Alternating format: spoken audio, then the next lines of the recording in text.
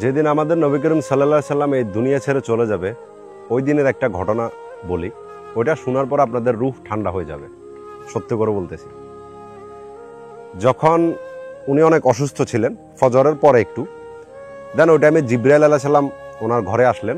আসার পরে জিবরাইল আলাইহিস সালাম বললেন, হে আল্লাহর রাসূল, আপনার যাওয়ার সময় হয়ে গেছে।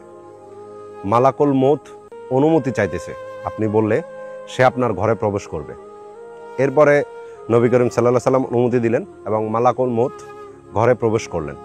তখন মালাকুল মউত বললেন, আল্লাহ পাক আমাকে বলছে আমি যাতে আপনাকে সালাম করি, এবং উনি সালাম দিলেন এবং বলছে দুনিয়াতে যত মানুষের রূহ উনি নিয়ে গেছে কখনো কারো অনুমতি চাই নাই, কিন্তু নবী করিম সাল্লাল্লাহু আলাইহি সাল্লামের টাইমে আল্লাহ পাক মালাকুল মউতকে বলছে যাতে অনুমতি নিয়ে নেয়। যদি আসতে চায় তো নিয়ে আসো, যদি থাকতে চায় তো থাক।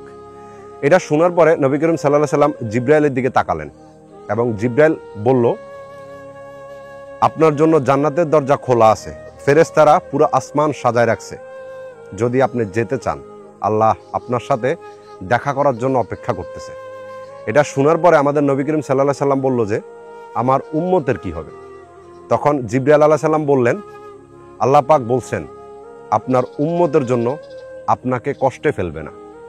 এটা শোনার পরে নবী করিম সাল্লাল্লাহু আলাইহি সাল্লাম অনেক খুশি হলেন এবং মালাকুল মউতকে অনুমতি দিলেন, আমিও আমার রবের সাথে, আমার সৃষ্টিকর্তার সাথে, আমার প্রভুর সাথে দেখা করতে চাই।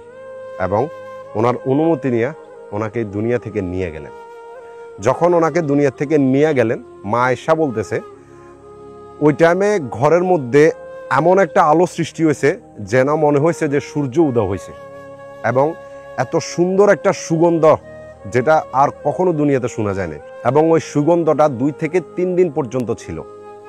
যখন নবী করিম সাল্লাল্লাহু আলাইহি সাল্লাম এই দুনিয়া থেকে চলে যাবে, উনি আসমানের দিকে তাকালেন এবং শুধু একটা শব্দ বললেন, আমি আসতেছি আমার সৃষ্টিকর্তার কাছে। সুবহানাল্লাহ! একবার চিন্তা করে দেখেন, মালাকুল মউত অনুমতি নিয়ে আসছে এবং দুনিয়াতে কোনো সর্বপ্রথম ব্যক্তি যাকে উনি সালাম করছে, সর্বপ্রথম কোনো ব্যক্তি যার অনুমতি নিয়ে তাকে দুনিয়ার থেকে নিয়ে গেছে। আর আমরা ওই নবী করিম সাল্লাল্লাহু আলাইহি সাল্লামের উম্মত, যিনি মৃত্যুর আগে পর্যন্ত তার উম্মতের কি হবে এটা আল্লাহর কাছে জিজ্ঞেস করে তারপরে এই দুনিয়ার থেকে গেছে। সুবহানাল্লাহ।